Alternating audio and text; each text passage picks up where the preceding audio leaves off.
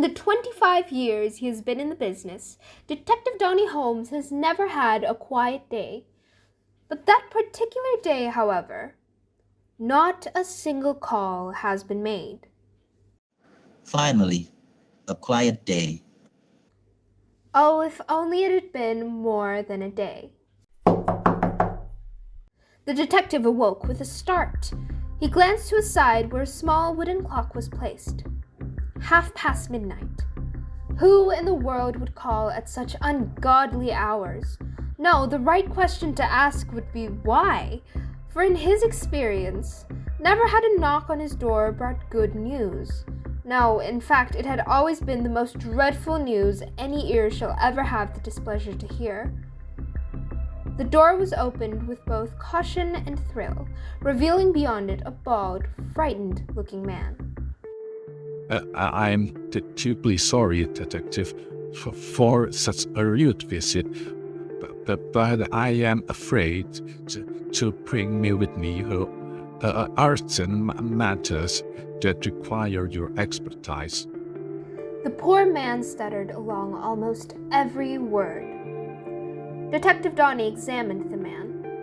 Though disheveled and frantic, he was dressed to the nines in his expensive wool coat and silk shirt underneath, a golden pocket watch dangling from one pocket, and a single silk glove on one arm. The man smelled of expensive perfume with a hint of sweat, and if examined closely enough, the edge of his beard had stains of what looked like gravy. Ah, yes, the detective knew right away. A party had gone terribly wrong.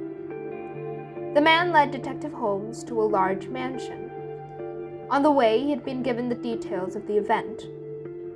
A large celebration of great minds in language and literature.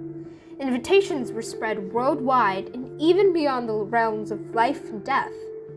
Detective Dony almost fell off the carriage as he saw Sir Arthur Conan Doyle pass him in the gardens.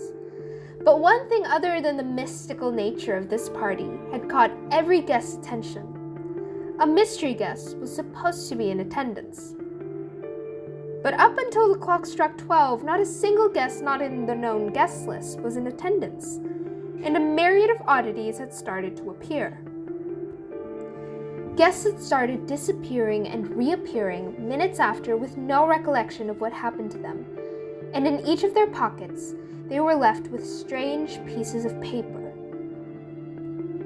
Detective Dony Holmes stepped into the marble dining room where guests were seated, all looking left and right.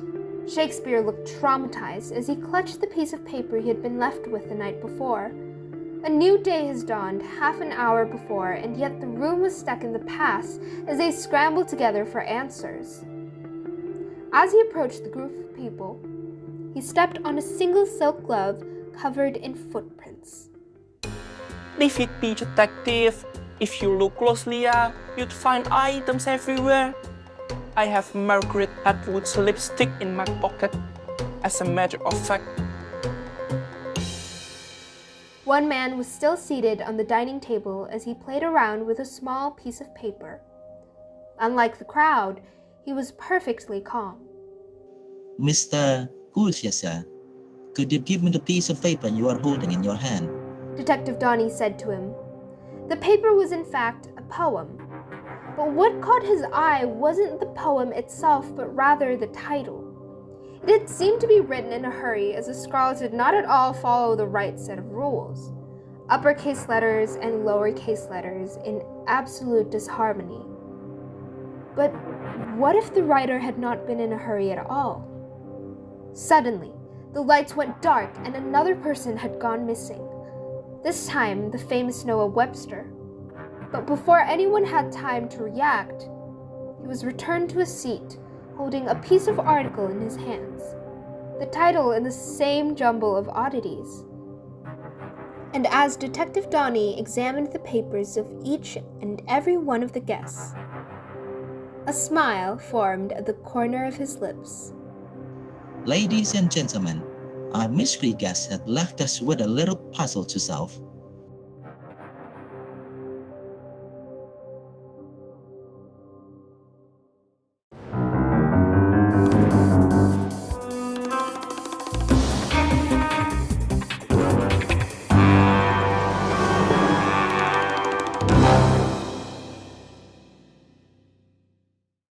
articles, poems, sticky notes, and every scrap of paper the guests left were gathered around the marble dining table. Detective Dony examined them closely. Following the usual procedure of his investigation, half of these papers had not a single fingerprint on them, while the other half did at each corner. He smiled and started to arrange them in all kinds of different orders. Eureka! He jumped, and everyone jumped with him. Ladies and gentlemen, we found our mystery guest. Who is it, Detective? Noah Webster asked eagerly. It would be rude to take the mystery guest thunder away from him, don't you see? Why don't you introduce yourself, my friend?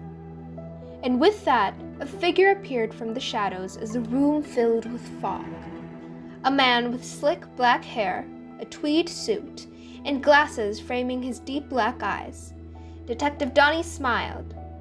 Finally, a fellow Indonesian.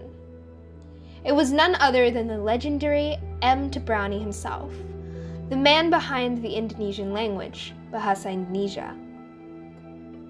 Well done, Detective. I knew if anyone were to uncover me for my grand entrance, it would be you. He laughed. Now, I think I'd like to give you the honors of explaining how you got to find me. With great pleasure. Detective Dony smiled and opened the door to reveal the bald man filling a bucket with dry ice, hence the fog. Your little assistant here is a fine actor, and quite the efficient worker too. Turning the lights on and off, the fog, he managed to slip in and out of the room in no time. But he was a bit sloppy, purposefully or not. The detective smiled and took out a glove he had found lying on the ground. Your assistant left his glove unattended. Now that we have given credit to where credit is due, your papers told me exactly who you are. Each title had a single odd letter out, arranged them together in the right order, and it led me to you. An elementary trick, my friend. Is that why you decided to cause a commotion? Well, I had to raise the stakes for an even greater entry, all while ensuring no one was harmed. Everyone knows no one thinks cleverly in high-tension situations. He smiled and gave the detective a pat on the shoulder. Now that you've all found me, let us finally start the party.